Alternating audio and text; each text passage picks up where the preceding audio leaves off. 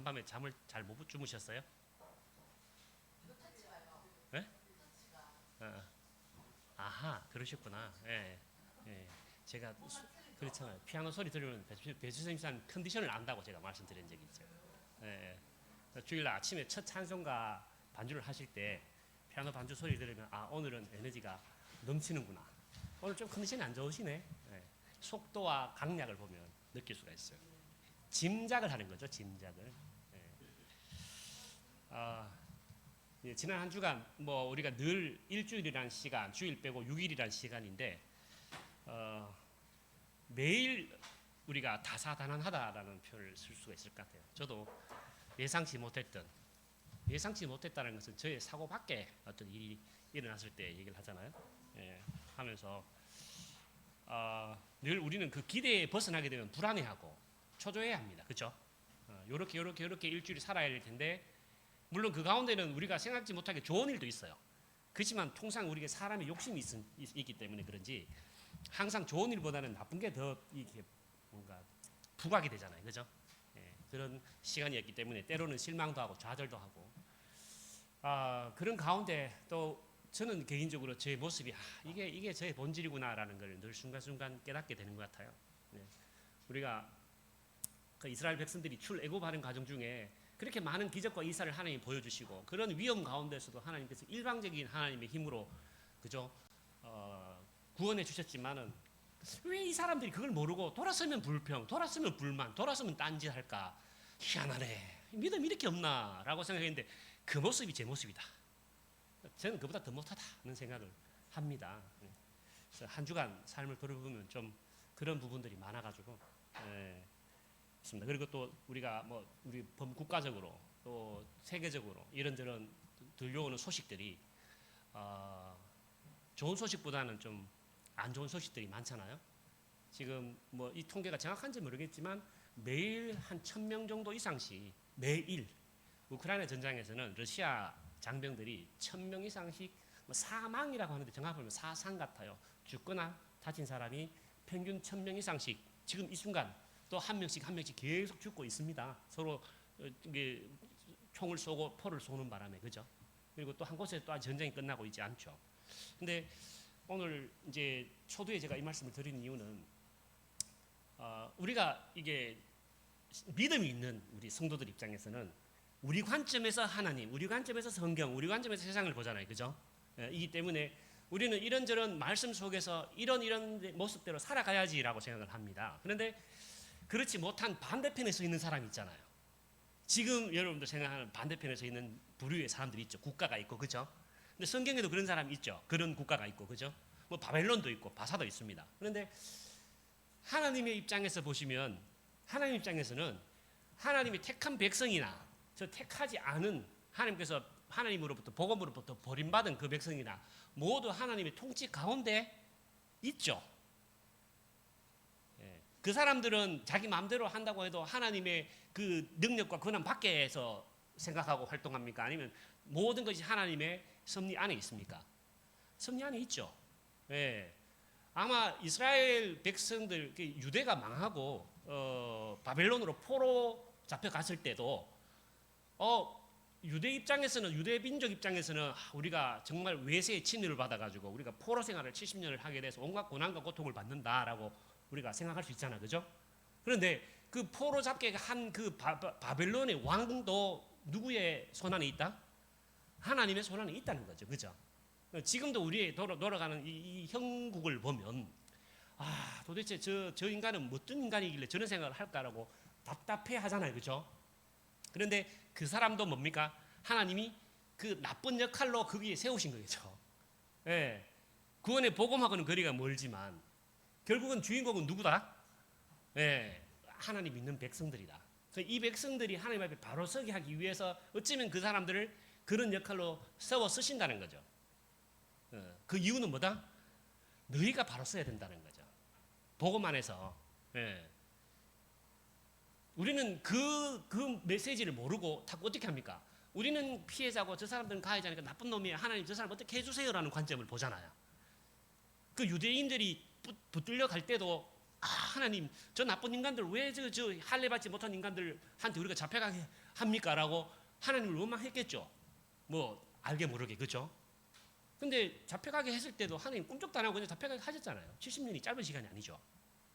그 삶을 살게 하신 것은 그 사람들을 위해서예요. 그 사람들이 부흥하고 바벨론 제국이 부흥하도록? 그건 아니잖아요. 결국은 그 택함 받은 백성들에게 하나님의 복음의 메시지를 명확하게 던져주기 위해서 하신 것 같은데, 그걸 못 알아들으니까 그 방법을 쓰신 것 같아요. 좋게 말할 때 못 알아들었다, 그렇죠? 말로 할 때 잘해야 되는데, 맞죠? 네, 좋게 얘기할 때 잘해야 되는데 도저히 못 알아들으니까, 도저히 복음을 자꾸 변개하니까 어떻게 한다? 극단적인 방법으로 그 사람들을 들어 서신 거라고 생각을 하거든요. 지금 우리에게도 지금 그런 상황이 주어지는 이런 참 답답한 상황들이, 예? 우리가 막 1,000만 명이 넘는 교인들, 엄청나게 부흥하고 세계에서 가장 큰 교회 뭐 이렇게 자랑할 때, 야, 그 속에 내 알고가 없어. 정신 차려. 그걸 이렇게 복음을 통해서 메시지를 통해서 알려줘야 되는데 그게 안 되니까 어떡합니까? 우리에게 이런 물리적 고난을, 예? 사회적 혼란을 통해서 우리에게 주신 거니까 오히려 이 메시지를 어떻게 해야 된다? 저는 하나님께서 우리에게 주시는 메시지로 받아들여야 되지, 저놈 나쁩니다라고 하는 방향으로 갔었으면 오히려 더 큰 하나님 메시지를 놓치는 수가 있다라고 저는 생각을 하거든요. 그래서 우리에게 주시는 이 말씀이 그러면 어떻게 우리에게 잠잠히 전달되는가? 오늘 드디어 3주제의 제목이 말씀과 성령입니다. 말씀과 성령, 친히 말씀하시는 하나님의 말씀입니다.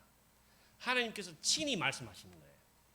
하나님께서 친히 말씀하신다는 것은 우회적으로 하시는 게 아니고 우리에게 성령 하나님을 통해서 우리에게 말씀하시되, 그 말씀이 어디에 담겨 있어요? 성경에 담겨 있죠. 아주 심플합니다, 그죠? 성경과 성령님 통해서 어떻게 한다? 하나님의 말씀을 우리에게 친히 전하신다는 거예요. 다른 방법이 아닙니다. 뭐 이상하게 어떤 신비로운 방법 있잖아요. 뭐 이런 방법 다른 사람은 모르는데 나만 하나님께서 뭔가 깨닫게끔 해주시고, 그것도 어디에 있다? 성경 속에 성령 하나님의 어떤 섭리를 통해서 우리한테 계시하고 계시거든요. 그래서 이 말씀과 성령의 이 3주제의 1번이 뭐냐면 말씀의 영감이다. 영감이다. 자, 내용을 잠깐 시작하기 전에 이 교재에 있는 내용을 한번 제가 여러분께 한번 설명을 드릴게요. 삼위일체 하나님은 성부, 성자, 성령 하나님은 스스로 사랑이요 진리요 계시입니다. 믿으시죠? 스스로 사랑이요 진리요 계시입니다. 하나님은 진리를 계시하시기 때문에 곧 우리의 길이 되십니다. 아멘 하시죠? 또한 사랑의 진리이시기 때문에 우리 하나님께서는 곧 생명이 되십니다.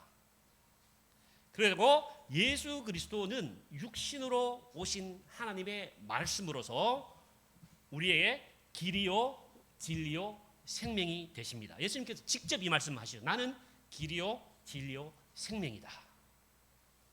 자, 이렇게 귀결이 됩니다. 자, 이런 전체적인 우리 핵심 주제 안에서 내용으로 들어가 보면요, 성경은 성령의 영감으로 감동된 사람들이 사람 저자입니다. 기록한 하나님의 말씀입니다. 사람이 사람을 손을 빌어 쓰신 건 맞아요, 그죠? 근데 제가 그때 한 말씀드렸죠. 조선시대에 왕명을 출납하는 누가 있습니까? 신하가 있죠. 맞아요? 이 신하는 왕이 하는 말을 그대로 적어야 되지 자기 생각을 집어넣어요? 아니죠. 그냥 토시 하나 안 틀리게. 지금도 어떻게 해요? 국회나 이런 데 가보면 앉아서 열심히 속기사들이 있죠. 타이핑만 칩니다. 속기사들이 막 이렇게 어떤 정치인들이 하는 얘기를 그대로 기록을 해야 되지, 하다가 지금 내가 싫은 말인데 라고 자기 색깔 넣어요? 자기 말을? 아니죠. 그대로 넣습니다. 그죠? 마치 속기사들이 그 사회적 지도자의 말을 그대로 기록하듯이 성경은 성령의 감동으로 감동된 인간 저자들이 기록한 하나님의 말씀이다. 역할은 분명합니다. 그죠? 성령 하나님께서 직접 계시하신 말씀인데 그것을 사람 저자가 기록을 했다. 자, 모든 성경이 그렇기 때문에 하나님의 감동으로 되어졌다. 맞습니까? 네, 그렇습니다. 그래서 하나님이 성경 기록자들을 감화시켜 말씀을 정확무하게 기록하게 하셨다는 것이죠. 다시 한 말씀드립니다. 하나님이 성경 기록자들을 감화시키셔서 말씀을 정확무하게 기록하셨다. 뿐만 아니라 또 있습니다. 그들의 입에 말씀 자체를 불어넣어 주셨다는 사실도 포함이 됩니다. 이게 단순 속기사랑 다른 점이에요. 그냥 아무 생각 없이 그냥 타이핑만 치는 게 아니고 치는 사람으로 하여금 어땠다? 말씀 자체를 불어넣어서 주셨다는 겁니다. 그들이 감동 감화를 받게끔 하신 거예요. 그래서 이게 이제 이렇게 두 가지 좀 어려운 표현을 쓰는데요. 첫 번째, 성경이 성경 기록자들을 감화시켜 정확무하게 기록하셨다. 기록입니다, 그죠? 우리 성경이 문자로 되어 있잖아요. 기록하셨다라는 것을 계시 기록의 영감 이렇게 표현합니다. 계시를 기록한 영감이라고 하죠. 쓰게끔 한 거죠. 두 번째는 뭡니까? 그들의 입에 말씀 자체를 불어넣어 주셨다는 사실. 즉 그들 역시 영감을 받았다는 겁니다. 이것을 계시 구술이다. 즉 하나는 기록이고 하나는 구술. 좀 더 쉽게 설명드립니다. 문자 언어와 음성 언어다. 이 문자 언어와 음성 언어는 인간이 할 수 있는 커뮤니케이션 수단 두 가지입니다. 이 외의 방법은 없어요. 그죠? 우리가 글로 읽고 쓰는 거, 이걸 우리가 비주얼 랭귀지라고 합니다. 소리를 듣고 말로 하는 걸 verbal 랭귀지라고 그러죠. 언어는 두 가지예요. 하나는 문자로 읽고 쓰는 거, 두 번째는 소리로 듣고 말로 하는 거. 이 두 가지 언어인데 이 두 가지가 다 포함된 것이라는 얘기죠. 그런데 여기 중요한 것은 이걸 직접 전하고 또 적게끔 한 그 대상도 역시 뭡니까? 이 성령님의 감화를 받고 그들이 성령님의 말씀을 그들에게 직접 부어주셨다는 겁니다. 이걸 단순 우리가 그냥 글자를 이렇게 아무 생각 없이 그냥 소개하는 그런 개념과는 전혀 다르죠. 감동이 있다는 건 그들 자체가 뭡니까? 자체가 이 말씀을 온전히 받아들였다는 얘기 아닙니까? 그죠? 그래서 하나님의 말씀은 오직 이렇게 전달되어진 하나님 말씀은 오직 어떻게? 우리가 다른 방법이 아닌 믿음으로만 받아들여진다. 이 믿음이 없이는 이 말씀이 어떻게 됩니까? 아무리 우리에게 갖다 부어도 우리 예전 목사님께서 자주 비유하신 표현이 저 금호강의 돌멩이, 물속의 돌멩이가 수십 년, 수백 년 물이 흘러도 그 돌을 깨보면 돌 안에 물이 됩니까? 안 됩니까? 방수가 잘 돼 있어요. 그죠? 물이 한 방울도 안 들어가죠. 돌 속에. 예. 똑같은 복음이 이 강단에서 선포되고 수많은 선교자들이나 우리 신앙인들이 이 복음을 전하지만 왜 똑같은 사람에게 똑같은 말을 했는데 어떤 사람은 그걸 저 말씀이 생명의 말씀이고 나를 살리는 말씀이다라고 감동을 받아서 받아들이는 반면에 어떤 사람은 그걸 하찮게 여길까요? 멀리 볼 필요 없습니다. 주변에도 친구분들, 우리 가족분들 중에서도 우리가 교회 안 다니시는 분들이 그렇잖아요. 평생을 교회 다니는 가족들 옆에 두고 봐도 평생을 봐도 한 방울도 안 들어가잖아요. 몽둥이로 때려서 고칠 수도 없고 저 어떡합니까?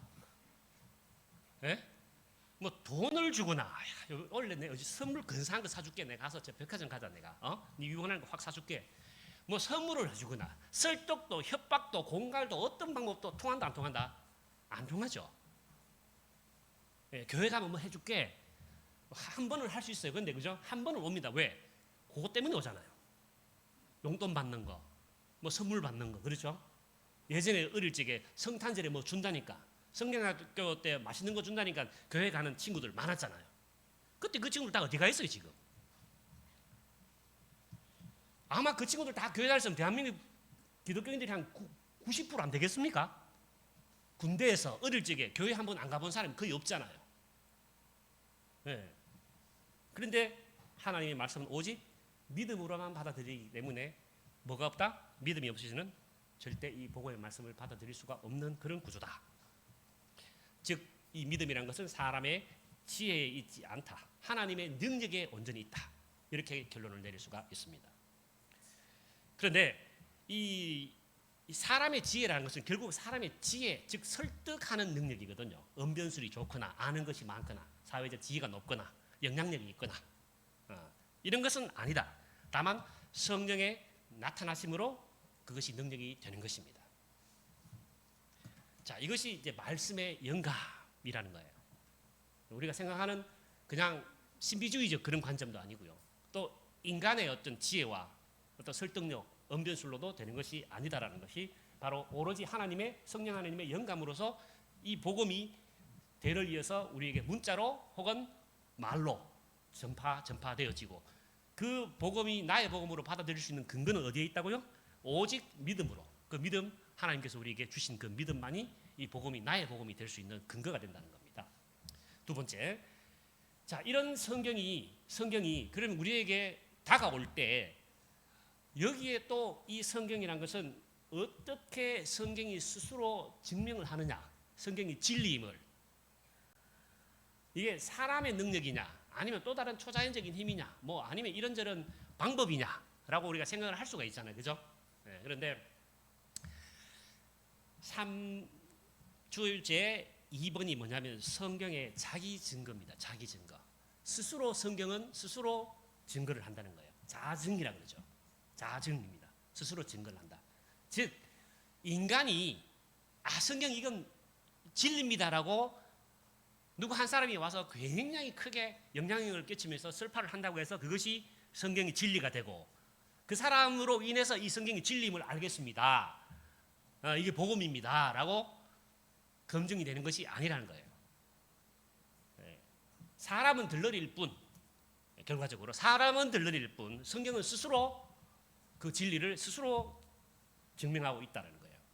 하나님의 말씀은 성령의 영감으로 기록되었으므로 성령의 조명과 감화 없이는 우리 가운데 작용하지가 않습니다.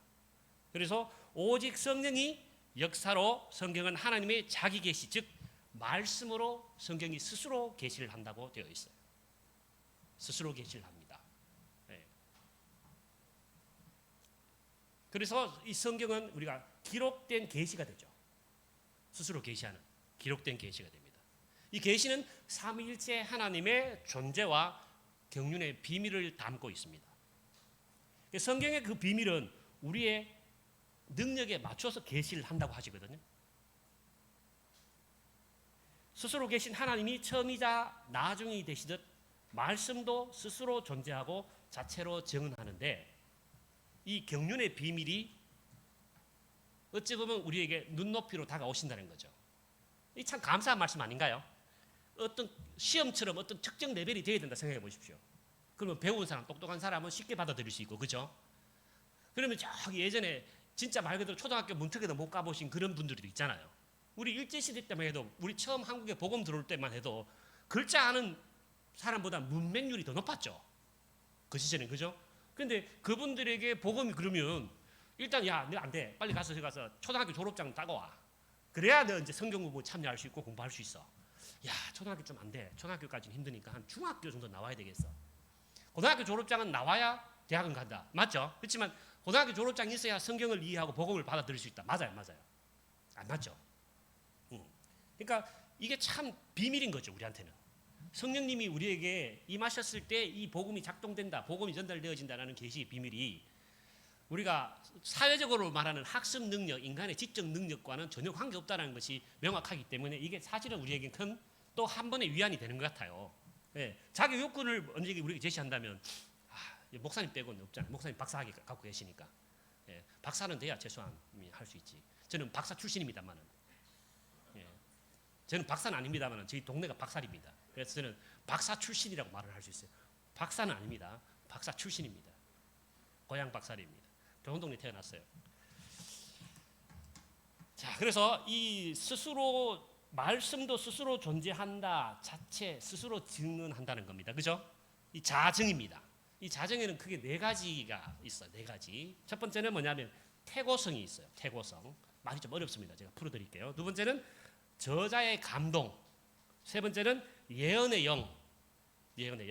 그리고 네 번째는 성령의 감화력. 이렇게 되어 있습니다. 성령의 감화력. 이 단어 하나하나를 보면 뭔가 딱 떠오르진 않은 것 같아요. 저도 처음 봤을 때 태고성 이런 말인가?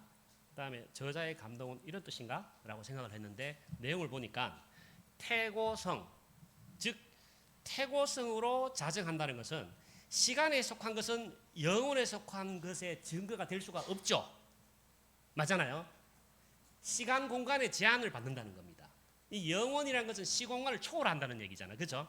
그래서 하나님이 무로부터 세상을 지으시되 시간 가운데서 창조하신 것이 아니라 이 시간을 포함해서 모든 것을 창조하셨기 때문에 시간조차도 무로부터 창조된 피조물입니다. 즉 이 성경의 자정성을 우리는 BC 몇 년, AD 몇 년이라는 인간의 역사적 흐름 속에 가두면 된다 안 된다? 그것도 오류라는 거예요. 오히려 시간을 어디에 집어넣어야 된다? 시간을 보고만 집어넣어야 돼요. 그런데 사람은 시공간의 제한을 받기 때문에 특히 이 사고가 어떻게 돼 있어요? 굉장히 시공간의 틀 안에서 모든 걸 사고를 하거든요. 우리가 맞잖아요. 이 언제부터 언제까지 흐름을 보거나 내지는 공간의 흐름을 보거나 성경에 나왔던 역사적 사건들이 또 시공간의 영향을 받으니까. 그러나 문제는 뭐다? 복음을 시공간에 제한할 것은 하시면 안 된다는 거죠.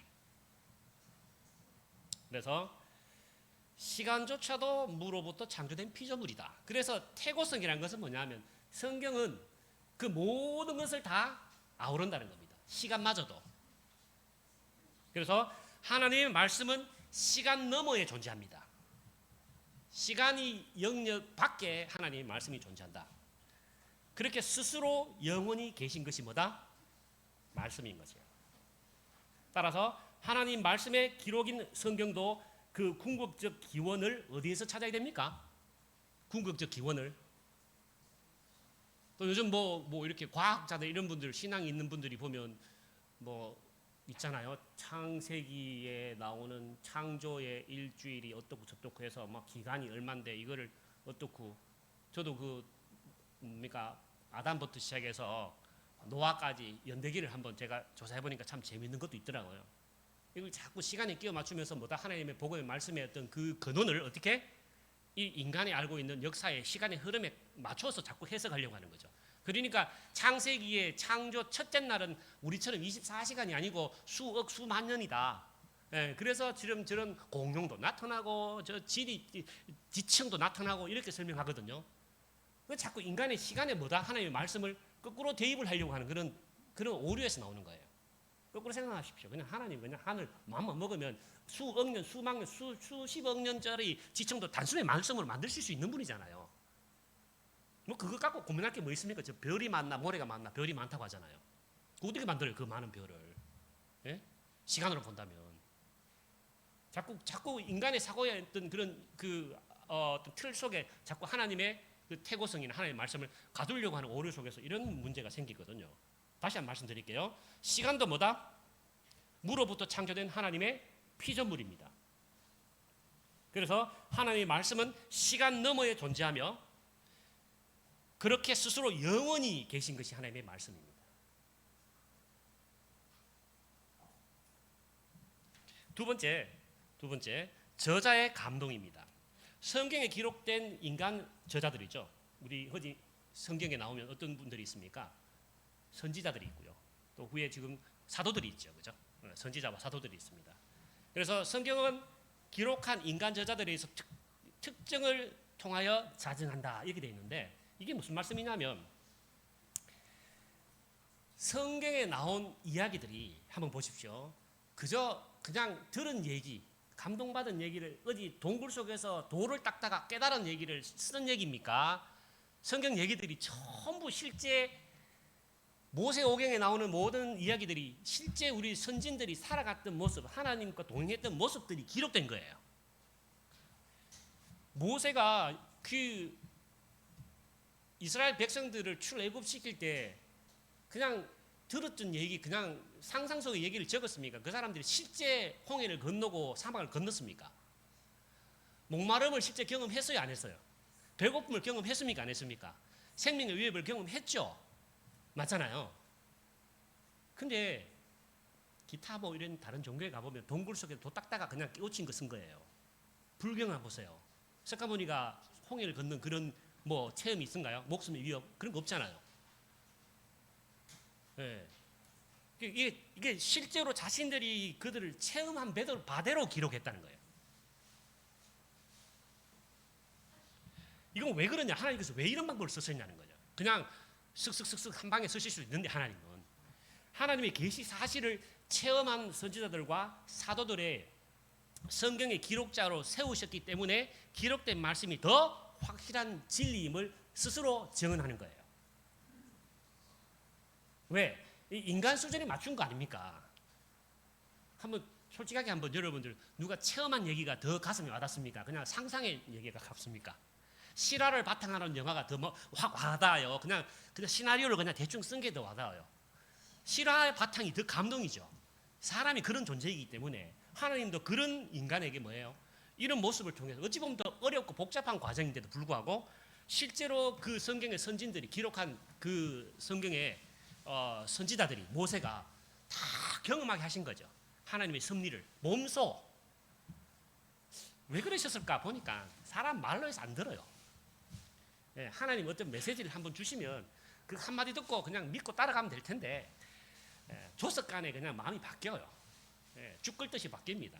아침에 감사하다 저녁에 원망하고 저녁에 배부르면 감사하다 내일 아침에 배고프면 또 원망하고 그게 인간이기 때문에 인간은 이런 인간이기 때문에 인간의 본성이 이렇기 때문에 하나님은 그래 말로 안 된다. 인간은 한번 보여줄게 이렇게 하신 것 같아요. 저는 느끼기에 감사하죠. 저 입장에서는. 그죠? 왜? 더 생생하게 다가오잖아요. 말씀이 성경 말씀이. 여러분들 다니엘하고 다니엘 제 친구가 풀문불에 들어가고 사자굴에 들어간 거 있잖아요. 그거 그냥 상상해서 지은 스토리면 얼마나 시시하겠어요. 사자가 아니라 무슨 뱀, 오만 세상의 짐승들 다 경험할 수 있죠. 맞잖아요. 근데 실제로 여러분들 풀문불 앞에 여름에 35도만 돼도 덥다고 헐떡이는데 몇백 도 앞에 한번 서보세요. 얼마나 뜨거운가. 저는 50도 중동 열기 앞에 죽겠더라고요. 숨을 못 쉬겠더라고요. 49도, 50도 온도가. 근데 풀문불은 몇백 도 아닙니까?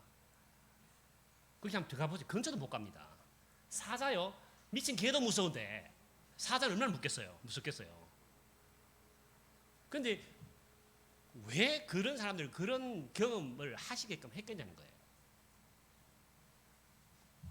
기록된 말씀이 어떻다? 확실한 진리임을 하나님께서 증언하시는 하나님의 섭리고 방법입니다. 세 번째는요. 성경의 저자들이 예언의 영을 받아서 이미 된 일뿐만 아니라 앞으로 될 일도 기록했다는 거예요.